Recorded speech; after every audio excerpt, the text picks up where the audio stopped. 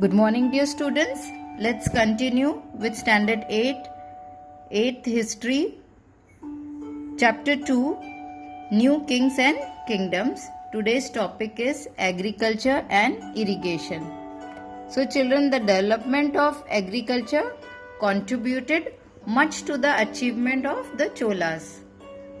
You can see in the picture how Kaveri breaks into many channels before emptying itself in the Bay of Bengal.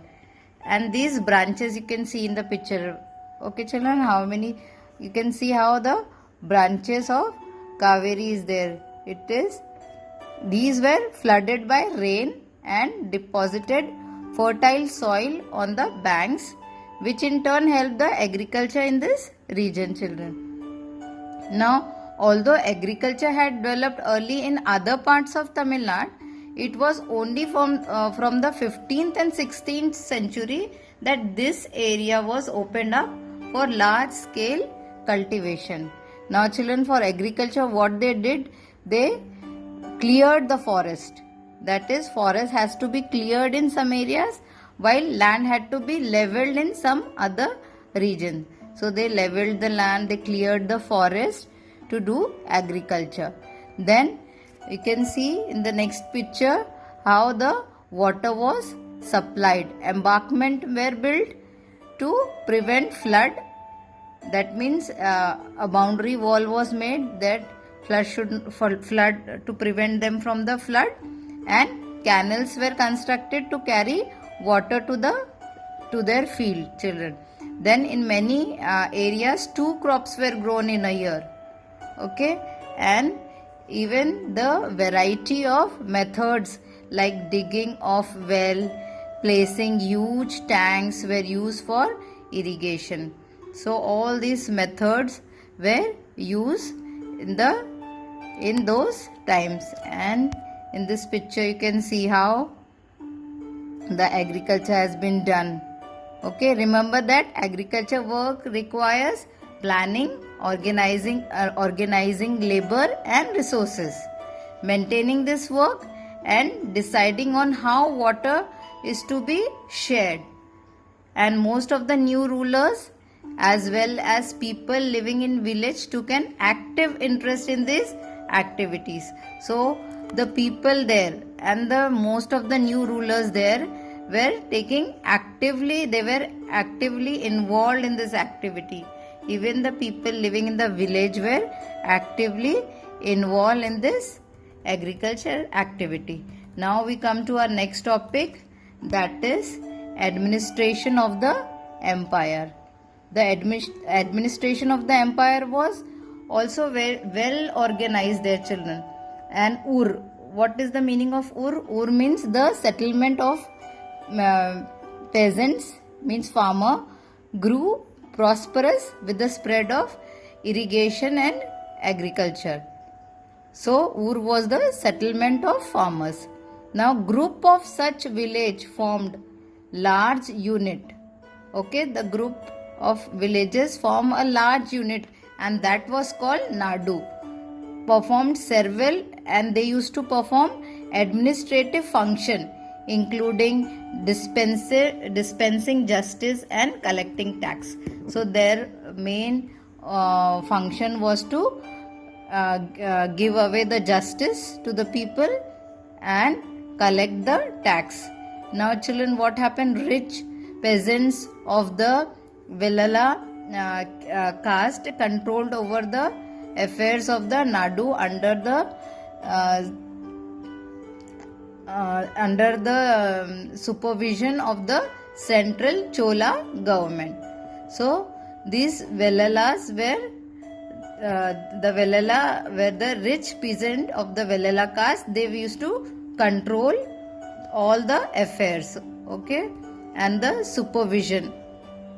And then some rich landlords were honored with the title like Venda Velan, a Velan or peasant serving 3 kings, Araiyar, chief, etc. Araiyar means chief, okay, and Venda Velan means a Velan or peasant serving 3 kings. and Arayar was chief, etc. And they were also entrusted with important offices of the state at the center. So these were the titles received, okay, to them. Now, as Brahmins often receive land grant or Brahmadeya, a large number of Brahmana settlement emerged in the Kaveri Valley as in other parts of South India.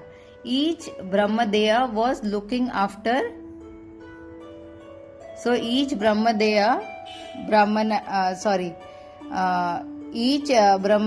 was looked after by an assembly or sabha of prominent Brahmana landholders which worked efficiently. So their decisions were recorded in detail in inscriptions on the stone of walls of temples. So the decision made by them was recorded as inscription on the temple walls. So associations of traders known as Nagarams also occasionally performed administrative function in towns. So Nagarams were the traders, association of traders, they also performed the function of administration. Now inscription from Uttara Merur in Chingleput district, Tamil Nadu, tell us the way in which the Sabha was organized. You can see here there is the inscription here which tells us how the Sabha was organized, and there were separate committees to look after different work like that of irrigation, temple, etc. The allocation of work was decided through a lottery system. So children, here is the inscription where it is written how could, in the first line you can read, who could be a member of Sabha. So here inscription is given there that all those who wish to become member of the Sabha should be owner of the land and which land revenue is collected, and they should have their own homes. They should be between 35 and 70 years of age. They should have knowledge of the Vedas. They should be well versed in administrative matters, and they should be honest. If any has been a member of any committee in the last 3 years, he cannot become a member of another committee. Anyone who had not submitted his account and those of his relatives cannot contest the election. So these were the terms. Okay, these were the terms given for the a member who wanted to be in the Sabha. Okay, so they should have all this thing qualification. Okay, so these were the terms they should have. So here down you can see there is one more inscription which tells us about kings and powerful men here, and it also tells about Tamil work which informs us about the lives of ordinary men and women, which you have already read this children in previous class. And now we will see the types of land. Here in this purple box the types of land are given. Cholas inscription mentions several categories of land. So Cholas, while giving the land, they used to categorize the land or the name those lands such as we will read here. Velan Vagai means land of non-Brahman peasants' properties. So those who are those who are not Brahman, their property, those farmers' property was called Velan Vagai. Then is Brahma Deya, that means land gifted to Brahman. Then Shala Bhoga, that means land for the maintenance of a school. Then it is Devadana or Tiruna Mattu Kanai. Tiruna Mattu Kanai means land gifted to temples. Then it is Palichan Chandam, Palicha Chandam, that means land donated to Jain institutions. So these were all the categories of land during Cholas. It was inscribed, it was mentioned in the inscription. So types of land. So we have studied about this inscription. Then we come to the last, that is elsewhere. Here we find that China under the Tang dynasty. In China, an empire was established under the Tang dynasty, which remained in the power for about 300 years from the 7th to the 10th century. Its capital, Xi'an, was one of the largest city in the world, visited by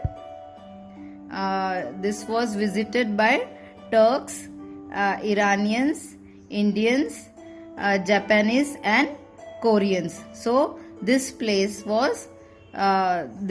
in China, the capital was Xi'an, was visited by all the world people mentioned here. Okay, even Indian visited this place. And the Tang Empire was administered by a bureaucrat recruited through an examination, which was open to all who wishes to appear for it. This system of selecting officials remained in place with some changes till 1911. So in what way was this system different from those prevailing in the Indian subcontinent? So we will discuss this in the class. In what way our system is different from their system.